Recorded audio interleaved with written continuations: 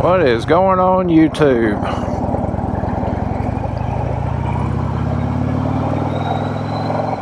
How are y'all doing this morning? Little overcast, but sun's out. Supposed to get up in the 80s today, so nice morning. And just thought I'd get out this morning and talk a little bit about safe riding techniques. I figured this would be a good time as any. We'll get to it right after this.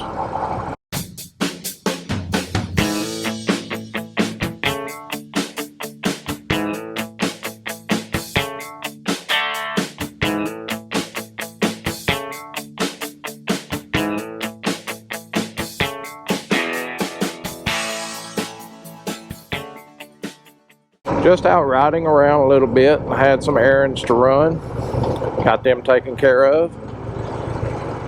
Now I'm just out enjoying a little bit before I have to turn around and go back home and get some yard work done before and if any rain hits. One of the things I learned is when you pull up to a stop sign, red light or whatever, I always will kind of angle like this.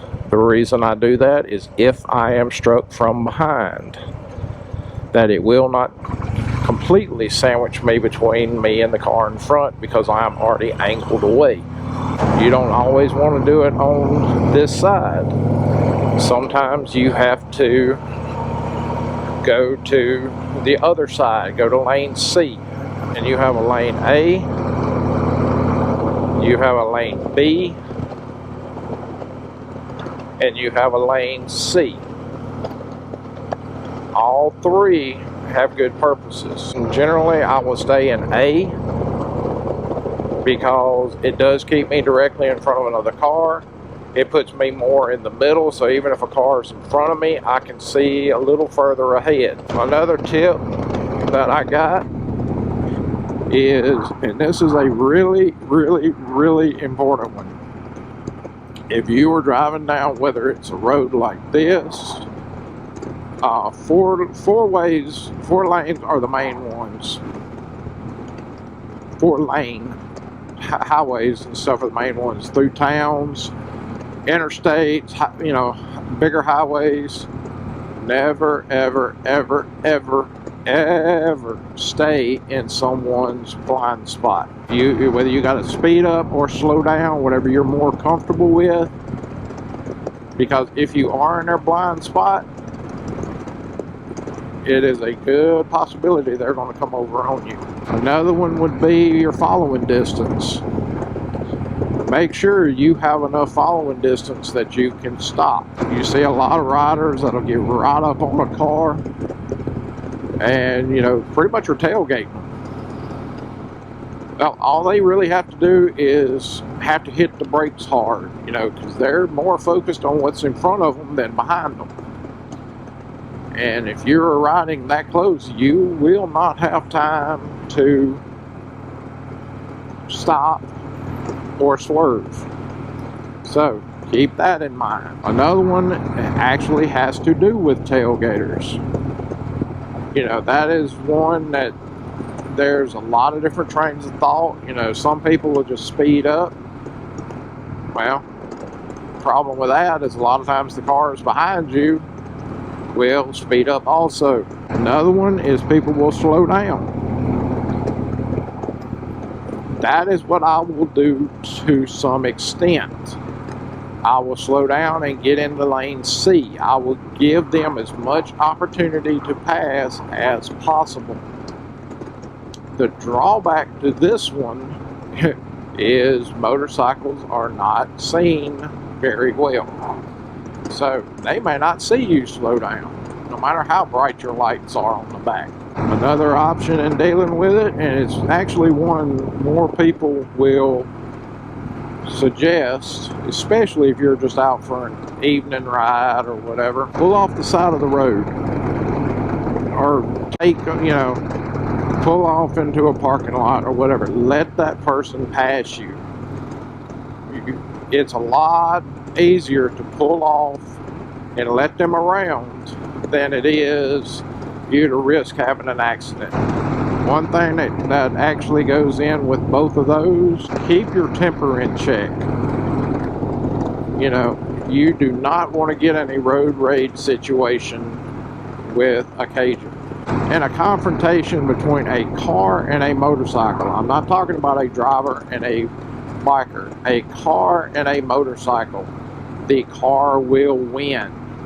Hate to inform everyone of that, but the car will definitely win. They outweigh us by at least a couple thousand pounds. As bad as I hate to say it, even a little Prius or one of them electric cars, or you know, them itty bitty cars, will win. Keep your rage under control. So yes, I get cut off. I get people running up on my tails. I get people driving slow. Keep your tempers in check. Don't let things get the best of you. I guess this is a big one. And actually, seeing this liquor store here kind of made me think of it. Do not drive impaired. Use your better judgment on this one. I know a lot of people will go to bike nights and stuff like that, have a beer or 12, but use your head.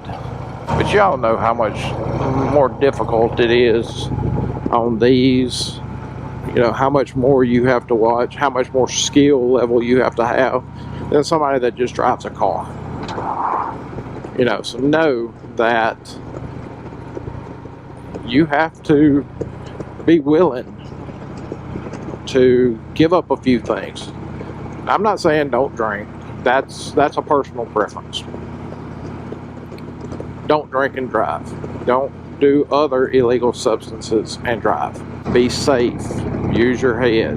Keep a clear head. That's the main thing. Don't drive. As I always will hear people say this one, don't drive faster than your guardian angel can fly.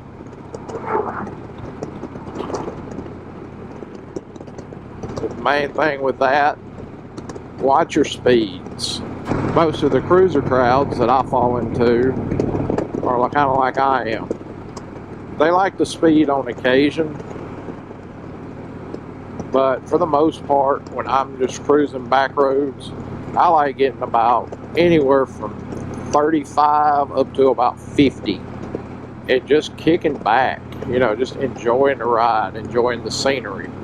It's not about tearing up the roads and seeing how fast I can take a turn. And don't get me wrong, I do love to take a sharp turn. And once again, you got to be safe about it. That's ride within your skill level. You know, never ride faster than you feel comfortable. Motorcycling is a dangerous hobby or lifestyle, I guess might be a good word. You know, you have to know what you're getting into when you do this, when you take up this. Alright, I guess the next one will be protective gear. I have a few rules about protective gear that I go by. And that is helmets, boots, gloves, and at minimum a vest. I do have thicker pants that I will wear. Today I'm just in jeans. This is just a normal cotton shirt, no protection. I know that. But that's pretty much my rules. I will not wear shorts. I'm always in boots.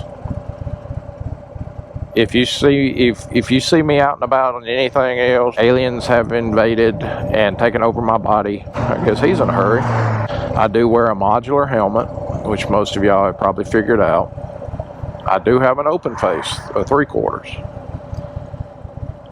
Generally don't wear it. I will wear it some during the summer when it gets real hot, but for the most part, I am in this protective gear. And I know some, you know, a lot of people go by the saying, all gear all the time. And that's fine for them. You know, I'm not knocking it. I'm not saying they're wrong. You know, that's what they believe. And I'm fine with that. You know, some people, well, helmets are for wussies, and that's their belief. I'm fine with that. I'm talking about me. This is really one of the things you have to decide what you can live with. That's what it boils down to. You know, me personally, like I said, I have set a criteria of what I wear. And get past all this. This is my minimum, you know, what I listed.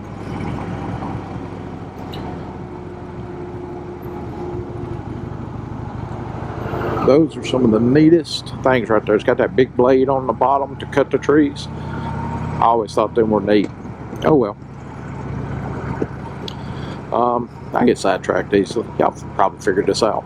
I guess the main thing with all of this is just be safe. I mean, you know, it's not rocket science. It's just use some common sense. Ride defensively. I guess that could be the biggest thing in a lot of it. You know, always be looking ahead. Watch the sides of the roads. Watch for gravel. Watch for deer. Watch for, you know, that little chihuahua that runs out in front of you. Know how to do defensive driving. There's lots of places on YouTube you could go and be shown defensive driving techniques. Yes, I have watched a lot of them. Yes, I practice. No, not as often as I need to. But it will help you in an emergency situation. So I guess if that's going to be the last thing I say, practice. Which, you know, practicing can be fun. You get out and ride. That is practice. I'm going to sign off here. And as always, y'all be safe. And we'll see you next time.